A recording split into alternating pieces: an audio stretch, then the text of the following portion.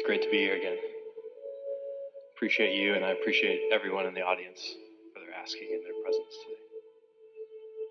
So, what I'd really like some help with is some clarity around fine-tuning to the solution and going from that place of being in that meditative space, quieting the mind, and then allowing that momentum to build towards what I want. That's such a good question. Do you hear what he's asking?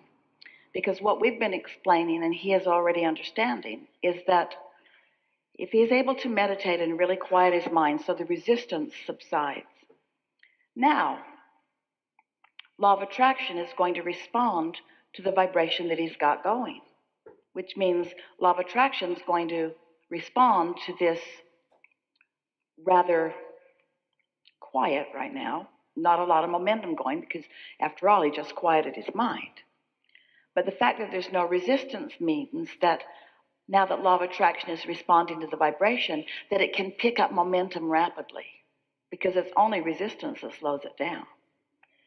So are you asking how you can guide it more? Are you not willing to just let the pure vibration that understands everything that you are and everything that you want just lead you to the clarity? You feel like you need to goose it up. You only need to goose it up when you're working against it, and then it doesn't work that well, does it? So, I hear what you're saying, and I've heard you talk about that before, how the momentum will naturally build. It will naturally build if you don't kill it with thoughts that contradict it. Well, I think I'm killing it. Well, so here's what we would recommend for a little while. Meditate. When thoughts start occurring, if they feel good, then let them flow and follow them. Like Esther, jumping right up and getting online and figuring out how she can move furniture. Because the thought felt good. She wasn't evaluating, is it important? Is it necessary? Will it change the world? Is it something I should do? In other words, it was just a really good feeling thought that was so compelling that she just felt inspired because there was no resistance to follow it through. And it led in a very short time to something really wonderful. And so it's a matter of trusting that the pure, and by pure we mean non-resistant thought, will gain momentum.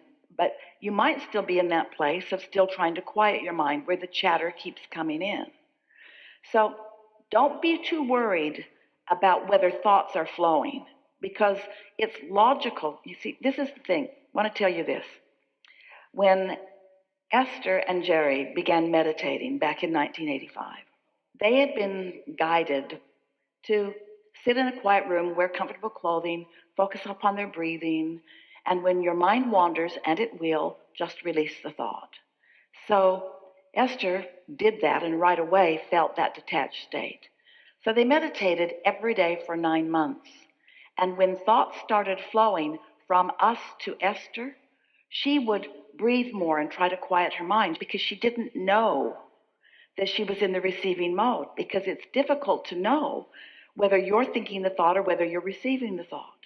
And so if in that meditative state you're receiving the thought, then let it flow and it will gather momentum. It will. And it's momentum that will serve you.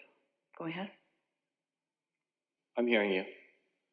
It's just a little trepidation. So meditate, come out in the world and see how it goes. Meditate, come out in the world and see how it goes. Meditate on Monday, come out in the world and see how Monday went. Meditate Tuesday, come out in the world and see how Tuesday went. Meditate Wednesday, come out in the world and see how Wednesday went. Meditate Thursday, come out in the world and see how Thursday went. And what you begin to notice is Thursday is way better than Monday, because the edge is gone. You're feeling better. You're more intuitive. You're more in tune. You have better timing. You just feel better. Your body feels better. You're in the right place at the right time more. And don't beat up on yourself if there are thoughts that you can't let go of. The next day, do it again. And the next day, do it again. And the next day, do it again. Until before you know it, it will be very easy for you to just quiet your mind and receive the fullness of who you are. The thing is I've been meditating for quite a while now, and I really enjoy it, and I've noticed and I experience a lot of what you're sharing right here. There are also just some things in my life where I feel like they're stuck in that holding pattern, like you talked about when we first started to. There are, but here's the thing. This is what we really want you to hear.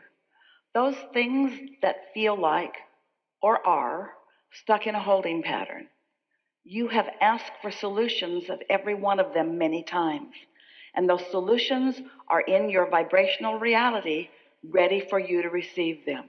And if you will meditate every day, sooner or later you will receive them. But if instead of receiving them, you're over here trying to deal with them, trying to prod them, trying to poke at them, or even in some cases trying to apply a brilliant process that Abraham gave you before to do something about them, sometimes you just keep them active where they are. You see, you develop resistance even around new patterns sometimes. Have you had the experience where you pick up an idea of a process from us or from someone else, and for a while it works, but then it stops working because you make an end run around it and you find a way to think thoughts against it again? And that's all right, because your life is going to give you some really, really good questions.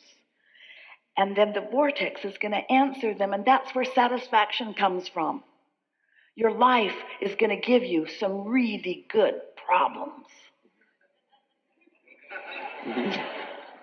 Yes. And then your vortex is going to yield to you the solutions to those problems, which is so satisfying.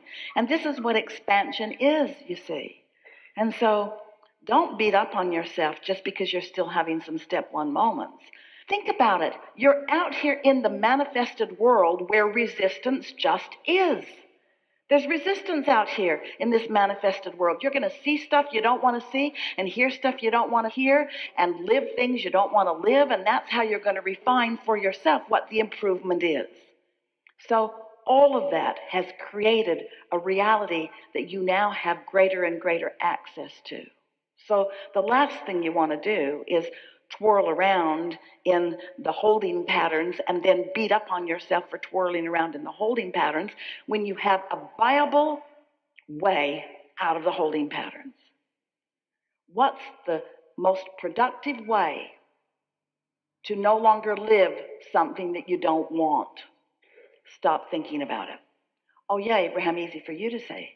I'm right in the middle of it. My body is feeling the pain of it, or I'm living the repercussions of it. How can I stop thinking about something that's surrounding me? Most of the time you can't, but you can for 15 minutes, or you might for one of the 15 minutes. This is the thing that we really want to convey, just a little bit of a quieted mind. And say 15 or 20 minutes, you only get quiet for a minute. In that minute, with no resistance, you'll get some traction of momentum. And next time you meditate, you'll be in a stronger place than you were before. Stronger and stronger and stronger and stronger, until it won't be very long before you won't even be able to remember what the specifics of that problem was, because they'll be so far behind you in terms of showing themselves to you on a daily basis. Meditation is powerful because your inner being is powerful. So you've got to find a way to access the power of your inner being. And you cannot access the power of your inner being without tuning to the subtleties of the vibration of that. We want to explain to you, and then we'll take a segment of refreshment, that the reason that there is so much leverage in tuning to the vibrational frequency of your vortex is because this non-physical energy, which is what is wanted, has had law of attraction responding to it for such a long time that there really is not even any competition about well-being and absence of it. The well-being is so dominant, it is so predominant, but each one of you has to retune yourself to the frequency of it, because through life and through misunderstanding and through listening to your mother instead of to your inner being and so forth, you have gradually, without meaning to, tuned yourself out of sync with that vibration. So it takes a little bit of deliberately tuning yourself back. But once you do, think about the difference between a feeling of clarity and a feeling of confusion.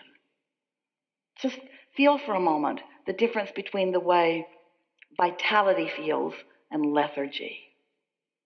Think about how enthusiasm feels and boredom.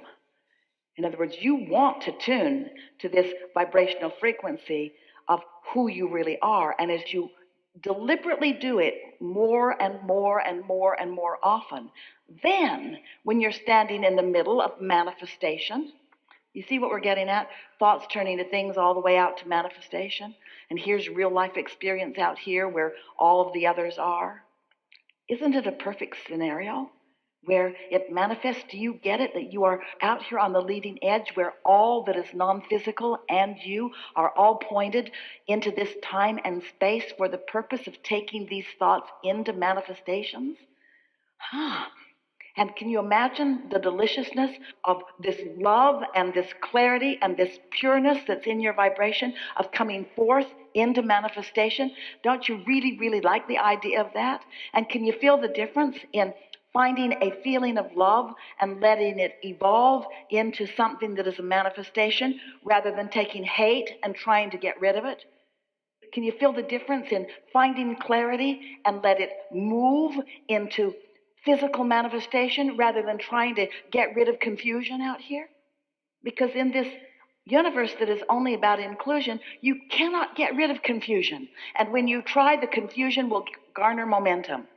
You cannot get rid of hatred. There's a war against drugs and a war against AIDS and a war against cancer and a war against teenage pregnancy and a war against terrorism. And every one of those things is getting bigger because when you wage war in this manifested world, law of attraction just gives you more of what you're giving your attention to. You got to stop doing that. Find vibrational harmony with the peace that the war made you want, or the love that the hatred made you desire, or the wellness that the sickness made you ask for. And when you quiet your mind, then you're right there in the beginning stages of the peace and the wellness and the love and so forth. You're in the very subtle beginning stages, and that will gather momentum, and it will gather momentum fast, and it's the only way you're going to get to where you want to be. You got that, didn't you?